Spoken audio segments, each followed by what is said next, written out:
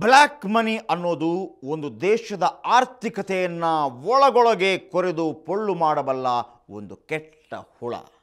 ಅದನ್ನು ನೆಗ್ಲೆಕ್ಟ್ ಮಾಡಿದರೆ ಒಂದಲ್ಲ ಒಂದು ದಿನ ಅದು ಇಡೀ ದೇಶವನ್ನೇ ಬೇರು ಸಮೇತ ಕೆಳಗೆ ಕೆಡವಬಲ್ಲದು. ನಮ್ಮ ದೇಶಕ್ಕೆ ಸ್ವಾತಂತ್ರ್ಯ ಬಂದ 63 ವರ್ಷಗಳಲ್ಲಿ ಅದು ಯಾವ ಮಟ್ಟದಲ್ಲಿ ಬೆಳೆದು ನಿಂತಿದೆ ಅಂದರೆ ಅದರ ವಿರುದ್ಧ ಒಬ್ಬ ಸನ್ಯಾಸಿ ಧ್ವನಿ ಎತ್ತಿದ್ರೂ ಸಾಕು, ಕೇಂದ್ರ ಸರ್ಕಾರ ಪತರಗುಟ್ಟಿ ಹೋಗುತ್ತೆ. ನಾವು ಆ ಬ್ಲ್ಯಾಕ್ ಮನಿ ಅದೆಂಗೆ ಕೈ ಬದಲಾಗುತ್ತೆ ಅನ್ನೋದರ ಬಗ್ಗೆ ಮಾತಾಡ್ತಿದ್ವಿ. ಆ ವಿಷಯದ ಬಗ್ಗೆ ವಿಜಯ್ ರಾಜೇಶ್ ಅವರು ಕೆಲವು ಸಿಂಪಲ್ ಉದಾಹರಣೆ ಕೊಡ್ತಾರೆ.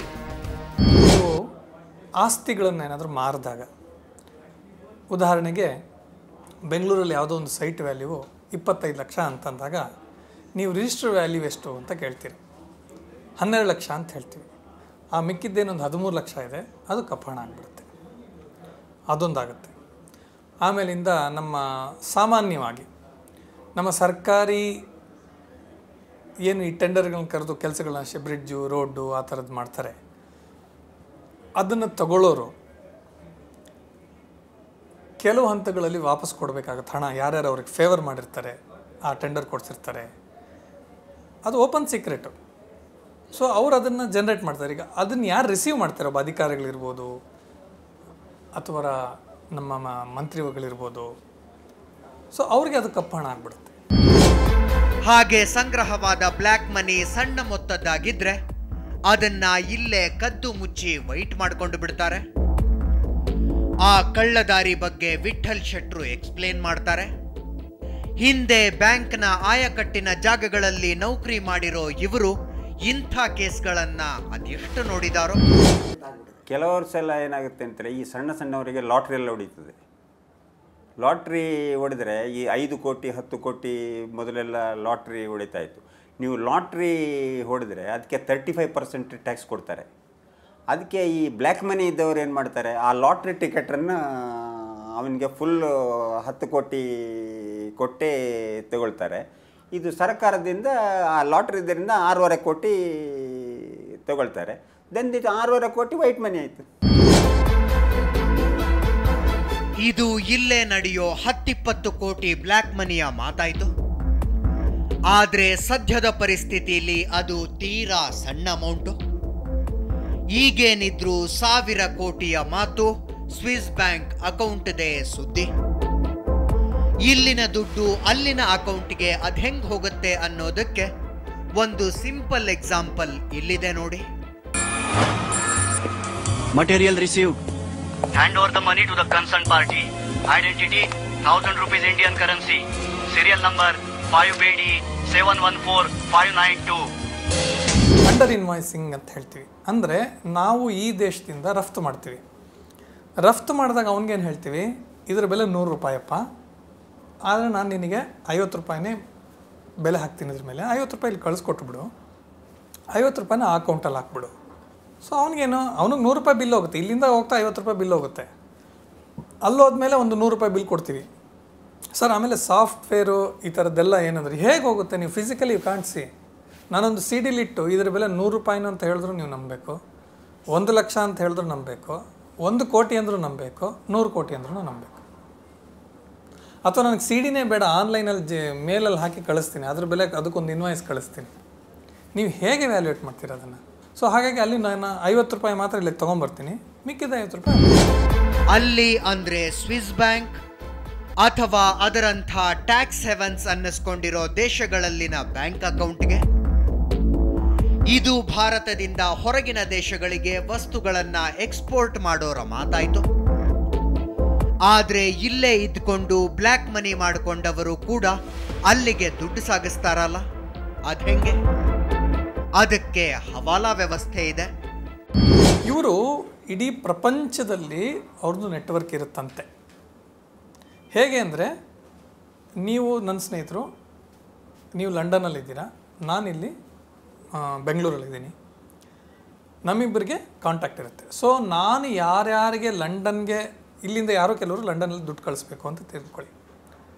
ಅವ್ರು ನನ್ನ ಹತ್ರ ಬಂದು ಹೇಳ್ತಾರೆ, ಸರ್ ಲಂಡನ್ಗೆ 10 ಲಕ್ಷ ರೂಪಾಯಿ ಕೊಡಬೇಕು ಮಿಸ್ಟರ್ ಎ ಅನ್ನೋನಿಗೆ, ಲಂಡನ್ನಲ್ಲಿರೋನಿಗೆ.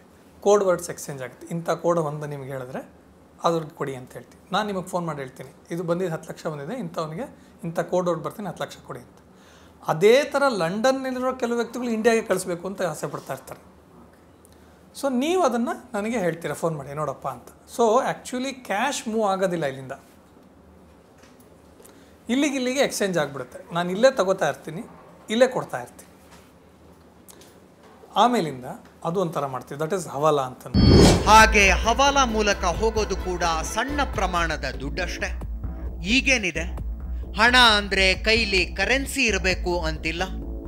ಇದು ಡೆಬಿಟ್ ಕಾರ್ಡು, ಇಂಟರ್ನೆಟ್ ಬ್ಯಾಂಕಿಂಗ್ ಕಾಲ. ಯಾರು ಎಲ್ಲಿ ಬೇಕಾದರೂ ಕುಂತು ಎಲ್ಲಿಂದ ಎಲ್ಲಿಗೆ ಬೇಕಾದರೂ ದುಡ್ಡು ಟ್ರಾನ್ಸ್ಫರ್ ಮಾಡಬಹುದು. ಹಂಗೆ ಅದೆಷ್ಟು ಹೋಗಿದೆಯೋ ಲೆಕ್ಕ ಇಟ್ಟವರಿಲ್ಲ. ಆದರೆ ಸ್ವಿಸ್ ಬ್ಯಾಂಕ್ ಒಂದರಲ್ಲೇ ಭಾರತದ 21 ಲಕ್ಷ ಕೋಟಿ ದುಡ್ಡು ಕುಳಿತಾ ಬಿದ್ದಿದೆ. ಅದರ ಬಗ್ಗೆ ಬಹುಶಃ ಮೊಟ್ಟ ಮೊದಲು ದೊಡ್ಡ ಧ್ವನಿಯಲ್ಲಿ ಮಾತಾಡಿದವರು ರಾಜೀವ್ ದೀಕ್ಷಿತ್. स्विट्जरलैंड की बैंकों का एक विचित्र नियम है जो दुनिया के दूसरे बैंकों में लागू नहीं है। वहां की बैंकों का नियम है कि जो पैसा जमा करता है वही निकाल सकता है। जमा करने वाला मरा तो पैसा डूब जाता है। तो नेता पैसा बनाते हैं लेकिन स्विट्जरलैंड की बैंकों में डुबाते हैं और वो डूबता है। और आप जरा ध्यान दो तो पिछले 4-5 वर्षों में जितने नेताओं की मृत्यु के बारे में आप याद करो कर लो, सबके स्विस बैंक अकाउंट थे। ಮನಸ್ಸು ಮಾಡಿದ್ರೆ ಎಣಿಸೋದು ಕಷ್ಟ ಆಗುವಷ್ಟು ಸಂಬಳ ತಗೊಂಡು ತುಂಬಾ ಐಷಾರಾಮದ ಜೀವನ ನಡೆಸಬಹುದಿದ್ದ ಈ ಮನುಷ್ಯ ಭಾರತದ ಉದ್ಧಾರಕ್ಕಾಗಿ ಬದುಕಿ ಅದಕ್ಕಾಗಿ ಸತ್ತೋದವರು. IIT ಕಾನ್ಪುರದಲ್ಲಿ ಸ್ಯಾಟಲೈಟ್ ಕಮ್ಯುನಿಕೇಶನ್ ವಿಷಯದಲ್ಲಿ ಡಿಗ್ರಿ ಮುಗಿಸಿ ನಂತರ ಫ್ರಾನ್ಸ್ನಲ್ಲಿ ಡಾಕ್ಟರೇಟ್ ಮಾಡಿಕೊಂಡು APJ ಅಬ್ದುಲ್ ಕಲಾಮರ ಜೊತೆಗೆ CSIRನಲ್ಲಿ ನೌಕರಿ ಮಾಡಿದ್ರು. ಮುಂದೆ ಏಕಾಏಕಿ ಎಲ್ಲಾನು ಬಿಟ್ಟು ಆಜಾದಿ ಬಚಾವ್ ಆಂದೋಲನ ಹುಟ್ಟಾಕಿ ದೇಶದ ತುಂಬ ಹೋರಾಟ ಸಂಘಟಿಸಿದ್ರು.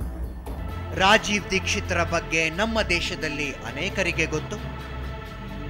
ಇವರಷ್ಟು ಪ್ರಸಿದ್ಧರಲ್ಲದ ಇನ್ನೊಬ್ಬ ವ್ಯಕ್ತಿ ಮಾತಾಡೋದು ಕೇಳಿಸಿಕೊಂಡು ಪಾರ್ಲಿಮೆಂಟ್ನಲ್ಲಿ ಕುಂತವರು ಕಿಟಾರನೆ ಕಿರಿಚಿಕೊಳ್ತಿದ್ದಾರೆ. ಅವರ ಹೆಸರು विश्वबंधु गुप्ता।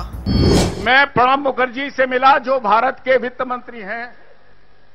मैंने कहा योर एक्सीलेंसी मिनिस्टर साहब, हमारा स्विट्जरलैंड में 70 लाख करोड़ हमारे लोगों का पैसा पड़ा हुआ है, आप उसको लाने के लिए कानून क्यों नहीं लाते? बोले विश्वबंधु, तुमको मालूम नहीं है, स्विट्जरलैंड के भी कानून हैं, उस कानून के अंदर वो हमको ना नाम बताएंगे ना पैसा देंगे। सुनता रहा, एक हिजड़े की बात सुनता रहा। एक हिजड़े की बात सुनता रहा। मन में आया मेरे मां बाप अंग्रेजों की आजादी में जेल गए थे, ये हिजड़ा यहां बैठा क्या कर रहा है? ಆ ತಿಕ್ಕಲು ಮನುಷ್ಯನ ಹೆಸರೇ Vishwabandhu Gupta. IRSನ suspended deputy commissioner ಆತ. ಸಸ್ಪೆಂಡ್ ಆಗೋದು, ನೋಟಿಸ್ ತಗೊಳ್ಳೋದು ದೇಶಬಂಧು ಗುಪ್ತಾ ಅವರಿಗಾಗಲಿ ಅವರ ಸರ್ವಿಸ್ಗಾಗಲಿ ಹೊಸದಲ್ಲ.